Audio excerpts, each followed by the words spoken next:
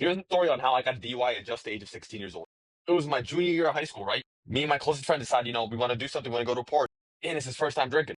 And we're also hanging out with our friend that we haven't hung out with in like 6 months. So we're like, we got to go all out. We bought a handle of water. And we don't really know these people that well that invited us to the party. But it's a beach party. So we're like, hell yeah, we're there. At a beach house and everything. And also keep in mind, I am 16. So in New Jersey, you have to be 17 to have your license. And I didn't have my license. I just saved up like $15,000 to get a truck that I really want. That same month, too, just keep in mind that same month. It was so precious to me. It was like a gem. So, I'm driving, we're going to the park. We get there and we start pre-gaming a little. I take like most of it down because at the time I was a demon, bro. I was like out of control. The whole thing is gone at this point. We're inside the party. I'm starting to feel. And if you guys ever drank before, there's different type of drunks. You get sleepy, angry, or like very talkative, very interactive, and flirty. That was me. The last one was me. So I went up to this random girl I'd never seen before, and I started flirting with her, whatever. We started talking for like 30 seconds, and then out of nowhere, we start making out. And literally, as soon as we're done making out for a second, I literally just walk away, start talking to more random people, whatever. He's this girl that I find really attractive, but I don't talk to her. I go talk to these dudes that I see that I know, and then I get a tap on my shoulder. It's that girl. She's like, "Yo, you want to play cup pong with me?" I'm like, "Hell yeah, it's cup pong, bro. I love cup pong."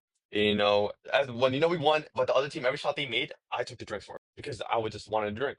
And as soon as we're in the game, I'm like, "Yo, are we really gonna play cup pong for the whole time?" So we go to like a bar in the corner, no one's there. We start talking, and then we start, making out, whatever, doing that, and then we start talking. She's feeling me on a different level. But then I'm like, "Yo, I gotta go find my friends. I haven't seen them the whole time." I find them, we start chatting up. They're like, "Yo, where you been?" I'm like, "Yo, skip through all that." And then I see her and the first girl talking. I don't think much of it. I'm like, "Yo, it's a party, like, socializing."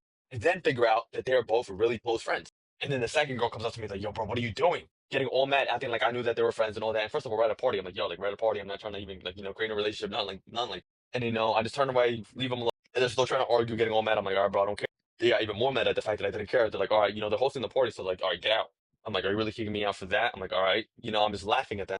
I walk out, we go downstairs, walk outside, and I start chatting with these dudes inside. We're just having a good time. And then they come back out and they're like, "Yo, you're still here, blah, blah, blah." I'm like, "Bro, I'm just talking to them. I'm not here for you. Don't worry. We're about to leave." They go back inside all mad. And then, we thought it was a funny idea. We're like, every new person who tries to come in, we're going to tell them the cops are about to come. All right, so then, we told them that the cops were coming. And most of them actually decided to be like, "Yo, like, I'm not," they just went back in the car and waited for a little to see what was happening. And, we were like, "All right." And then we stopped telling people that. And we told these one people that, and they were like, "Oh, we don't care." Like, like, if they come, they come. Like, YOLO. Like, they were like, all right. They went in, and supposedly, they told the girls, like, or they told people around, like, "Yo, the cops come," whatever. They came back out. And they saw something like, "Oh shit." At this point, we're already in our truck. But like, then they came to the truck window, started getting all mad and shit, whatever. They got in the car with like two friends that are guys, right?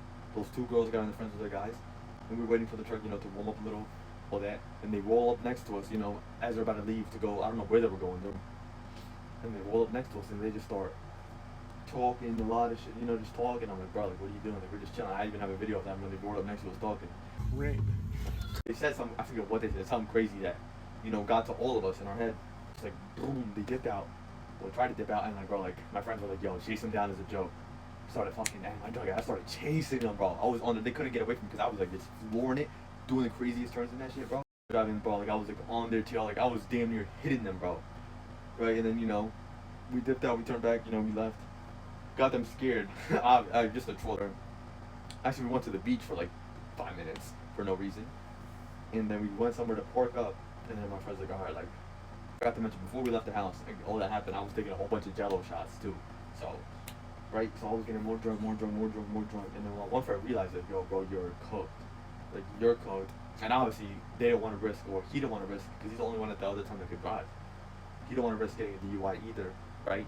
So he's like, "All right, bro, like, yo, I'm gonna call my dad, like, he can come pick us up." And I'm like, "Yeah," I'm like, "Yeah, call your dad, but like for you, right?" At the time, like I just said, I got my truck, bro. That shit was precious to me. I wasn't in my drug mind. I'm like, "Bro, I'm not leaving it nowhere," right? So call your dad for you, like, make sure you get home safe, all that, right? His dad gets there, whatever, bro, all that. He dips, and he asks, like, "Yo, my other friend, like, yo, you coming?" Or he's like, "Nah, bro, I'm not gonna leave." And, like, he wanted to stay with me, right? And then, we stayed there for like 30 more minutes, and then he calls his ex-girlfriend, finds out that we're both cooked up drunk. We're both telling her to pull up, bro. I don't know why. We're telling her to pull up to pick us up or whatever. They weren't really on good terms. At the time, she called his friend, that's another girl, and she decided to, come pick us up, right? So she got there. She gets there. And this is where it gets, bro, like, what am I doing? What am I doing in my drunk self, bro? Who was I feeling like at the time? So she gets there, she was really nice. So he goes to pee real quick, and I'm just talking to the girl. Bro, I'm chirping her up, bro. I'm trying to hit a hole on that, bro. Butt sober. She's like, "All right, bro, you're clearly mad drunk, whatever." She wanted to take my keys. I'm like, "Nah, bro." Like, she wanted to take my keys to make sure I didn't do nothing dumb, right? And then, so my other friend got in the car with them. And, you know, I'm like, all right, I'm gonna come too, right? She didn't, for some reason, she knew that I wasn't planning on going. I don't know how she knew, but she was like, she was trying to turn off my truck the whole time. I was like, we know we're walking towards the car.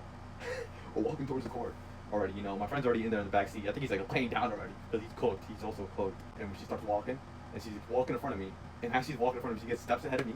I decided to turn back and turn the truck on. I'm like, vroom, turn that shit on. And I just like dip by myself because I'm like, bro, I'm not leaving my truck here by itself. Like, at the time, it was like the most precious thing to me. So it started chasing me down. There was a dude driving. It was a feminine dude, you know, if you know what I mean. He didn't like girls, so you know how they wouldn't drive, especially as a drunk person, bro. I'm just driving fast, reckless, and quick. So boom, they lose me. They couldn't keep up. So I'm going. They're spam calling my phone. I wasn't answering. I was getting mad. I'm like, bro, I'm trying to listen to music, right? And I'm dipping, bro. And I'm like, bro, I'm close. And the whole time I'm swerving. I'm close. I'm like 10, 15 minutes away, right? Driving. I'm like, I don't know. I'm dozing off. I'm like, cooked like that. And I don't know where. Like, you know when you're falling in a dream, and then you wake up like that? That's how it was. I'm like, shit. It was like slowing down, and I just hit a car like that. It was like a love tap. I hit it in the middle of the road, maybe a little more than a love tap. I hit it. I'm like, boom. I'm like, fuck, my drunk. I'm like, damn, bro. I got mad as hell because it was my truck. I'm like, damn. I'm like, alright, bro. Like, I'm clearly drunk. So I went right around it and dipped. Lost them. I lost them.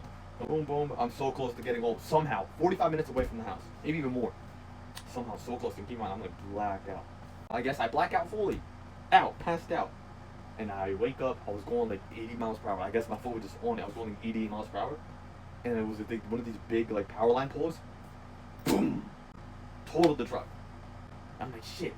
The airbag pops in my face, everything. I start getting mad. I start punching the airbag. And I keep on trying to crank it. And then some random person comes, knocks, and he's like, yo, bro, like, you good? Because, you know, it was like the car with the front. I can put a picture. It was like smashed in the front, bro. I'm like, yeah, bro, I'm good.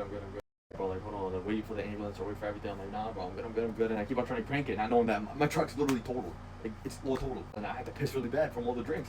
It's like the middle of nowhere, too. Middle of nowhere. Guy has like a little cabin spot or whatever. It looked like a cabin.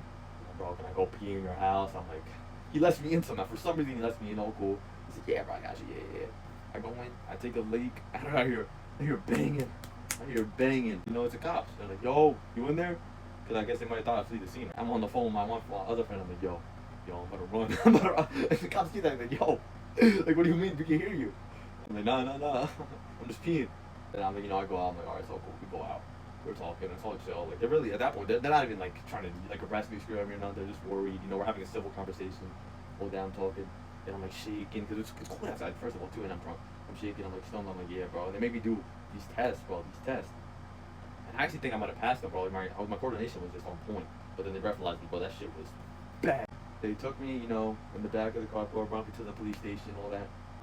You know, did some more tests, all that, bro. Like, yeah, they knew I was cooked. The cops were so chill. I don't be so real. They were so chill. It was really nice. I never had any problems with cops. You know, we're just having conversations. I'm like, bro, I'm cooked. I'm like, I'm telling them how cooked I am. Like, bro, I just bought that car. Like, parents are gonna be pissed. And, you know, I obviously get out.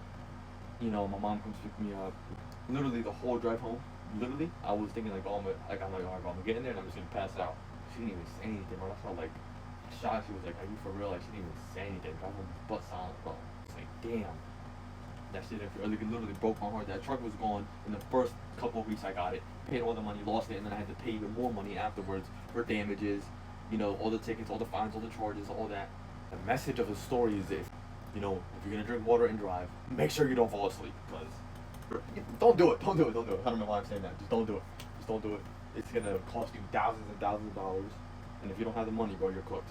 You know, that was before I even got my license, bro. So that's the story time on how I got my DUI when I was just 16 years old.